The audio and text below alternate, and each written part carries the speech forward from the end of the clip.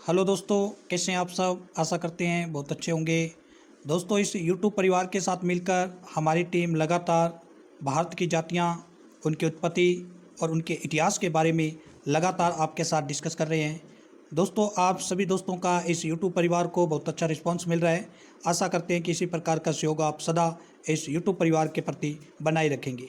दोस्तों, आज के वीडियो में हम बात करेंगे बंगाल जाति का और बंगाल का जो विशिष्ट इतिहास रहा है।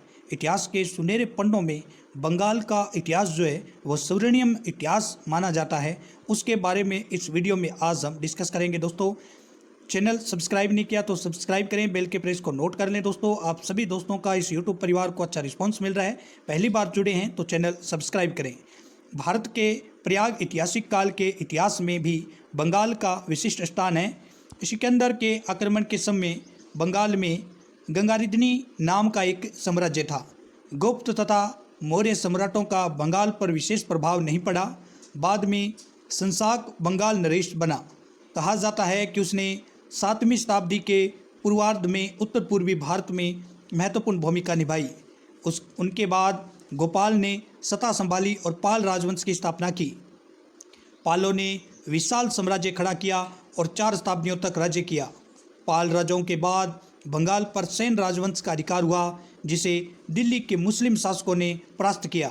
16वीं शताब्दी में मुगल काल के प्रारंभ से पहले बंगाल पर अनेक मुसलमान राजाओं और सुल्तानों ने शासन किया।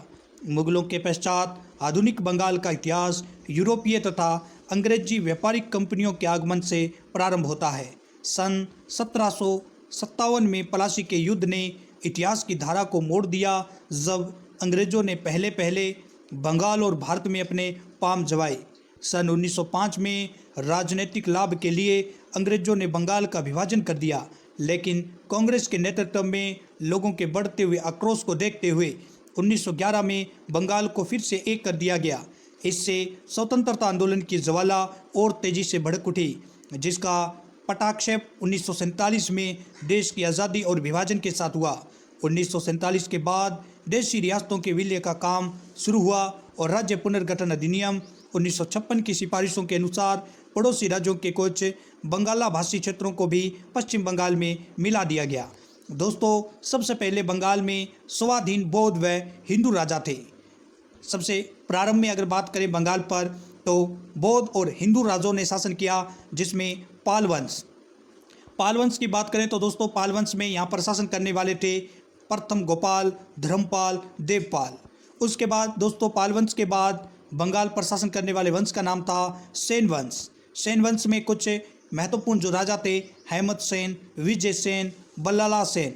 उसके बाद दोस्तों, बंगाल के स्वाधीन सुल्तान थे बंगाल के, जिसमें इलियास वंश था, वाजियाद वंश था, गणेश वंश था, हाबिस वंश था और हसैन वंश था। ये दोस्तों ऐसे बंगाल के स्वाधीन सुल्तान थे, जिसमें इलियास वंश ने बंगाल पर शासन किया, बायाजिद वंश ने बंगाल पर शासन किया, गणेश वंश ने बंगाल पर शासन किया, हाबिस वंश ने बंगाल पर शासन किया। उसके बाद हुसैन वंश ने बंगाल पर शासन किया।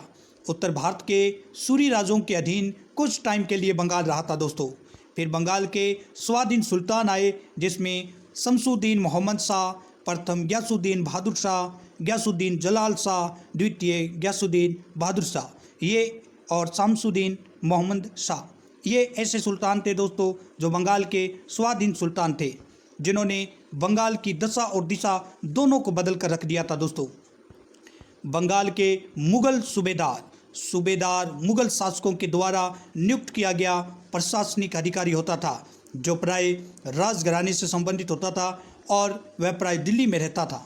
दीवानी, राजस्व संबंधी कार्य मुगल शासकों द्वारा नियुक्त किया गया दीवान देखता था, जो सूबेदार की अनुपस्थिति में प्रशासनिक कार्य भी देखता था। 1700 ईस्वी में औरंगजेब ने मुर्शिदा कुली खां को बंगाल का दीवान नियुक्त किया और 1707 में औरंगजेब की मृत्यु के बाद बंगाल का पहला नवाब बना। अतः ये से बंगाल में वंशानुगत शासन की शुरुआत हुई। 23 जून 1740 ईस्वी को समाप्त हुई और ब्रिटिश ईस्ट इंडिया कंपनी का बंगाल पर अधिकार हो गया।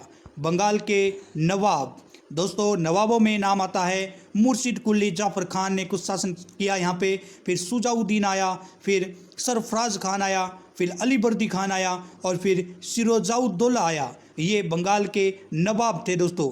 फिर ब्रिटिश काल के समय मीर जाफ़र जो 1757 प्लासी के युद्ध से 1760 ईस्वी तक रहता है। फिर मीर कासिम 1760 से 1763 में रहता है। मीर जाफ़र जो 63 से 65 बक्सर के युद्ध के समय मीर जाफ़र था दोस्तों, बंगाल का गवर्नर के नीचे अधीन काम करने वाला शासक। फिर निज़ाम उद दौला रहता है 1765 से 66 जो अल्पवयस्क था। फिर सैफ उद दौला रहता है 1766 से लेकर 1770 तक। तो दोस्तों इस प्रकार बंगाल जो है इसका इतिहास के सुनहरे पन्नों में एक उल्लेखनीय स्थिति में इतिहास इनका लिखा गया है। अलग अलग वंश ने यहाँ पर शासन किया है, नवाब यहाँ पर रहे, बौद्ध धर्म के, हिंदू धर्म के राजों ने यहाँ पर शासन किया, मुगलों के अधीन दोस्तों ये रहा, फिर ब्रिटिश इंडिया कंपनी के अधीन ये बंगाल रहा। लगातार अलग अलग शासकों ने अपने इतिहास के सुनहरे पन्नों में बंगाल के इतिहास का स्वर्णिम उल्लेख किया है दोस्तों। तो आज के वीडियो में हमने बंगाल और बंगाली जाति का जो इतिहास है और सुनहरे पन्नों में उनके क्या लिखा हुआ है, इन सभी मुद्दों को आपके साथ डिस्कस किया दोस्तों। चैनल सब्सक्राइब नहीं किया तो सब्सक्राइब करें, बेल के प्रेस को नोट कर लें दोस्तों, क्योंकि हमारी टीम लगातार भारत के जो इतिहास है, जो अलग अलग जातियों का, उन सभी मुद्दों पर आपके साथ डिस्कस कर रहे हैं। थैंक यू दोस्तों, कल मिलते हैं न्यू वीडियो के साथ।